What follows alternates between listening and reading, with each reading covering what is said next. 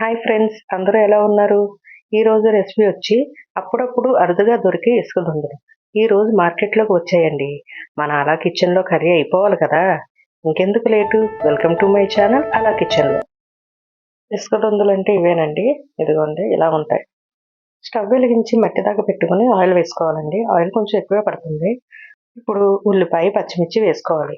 ఈ చేపలు మా సైడు బాలింతలుగా పెడతారండి. మంచిగా పిల్లలకి పాలు పడతాయని ఇవి బాలింత చేపలని కూడా అంటారు మా సైడు. ఇదిగోండి, ఇప్పుడు ఒకసారి కలుపుకొని చిటికెడు పసుపు, తగినంత సాల్ట్ వేసుకుని ఒకసారి కలుపుకోవాలి. ఈలోపు మనం మిక్సీ జార్లో మసాలా ప్రిపేర్ చేసుకుందామండి. ఇదిగోండి, స్పూన్ ధనియాలు, ఒక స్పూన్ జీలకర్ర, 4 వెల్లుల్లి రేఖలు వేసుకుని కొంచెం బరగ్గా పట్టుకొని ఇప్పుడు ఒక 2 టమాటాలు కూడా వేసుకుని మెత్తగా పేస్ట్ చేసుకోవాలి. ఈ పేస్ట్ని వేగుతున్న ఉల్లిపాయల్లో వేసుకోవాలి. స్టవ్ని మీడియం ఫ్లేమ్లో పెట్టుకుని ఒక 2 మినిట్స్ అలాగా ఫ్రై చేసుకోవాలి. ఇదిగోండి, కలర్ చేంజ్ అయ్యేంత వరకు ఫ్రై చేసుకుని ఇప్పుడు మూత పెట్టుకుని 5 సెకండ్స్ వదిలేస్తే నూనె అంతా కర్రీలో నుంచి బయటకు వస్తుంది. ఇదిగోండి, చూసారా?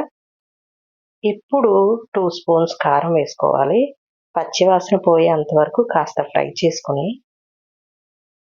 ఇదిగోండి ఇలా మసాలా పేస్ట్ వేసిన బౌల్ వాటర్ వేసుకుని ఒక్కసారి కలుపుకొని మూత పెట్టుకోవాలి.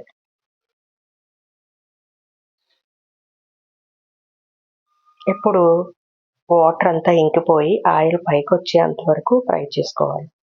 ఇదిగోండి, ఇప్పుడు క్లీన్ చేసి పెట్టుకున్న చేపల్ని వేసుకోవాలి. ఉప్పు, పసుపు వేసి క్లీన్ చేసుకోవాలండి.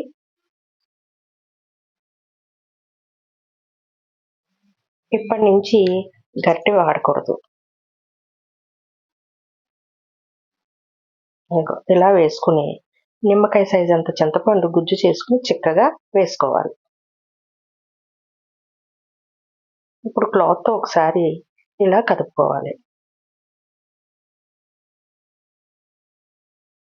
ఇప్పుడు ఒక 5 మినిట్స్ కదపకుండా అలా ఉంచేస్తే ఆయిల్ అంతా పైకొచ్చి కర్రీ రెడీ అయిపోతుంది. ఇప్పుడు కాస్త కొత్తిమీర వేసుకుని ఒక 2 సెకండ్స్ ఉంచితే సరిపోతుంది. వేడి వేడి దొందుల ఎగురు రెడీ. ట్రై చేయండి. Thank you for watching. Subscribe to my channel.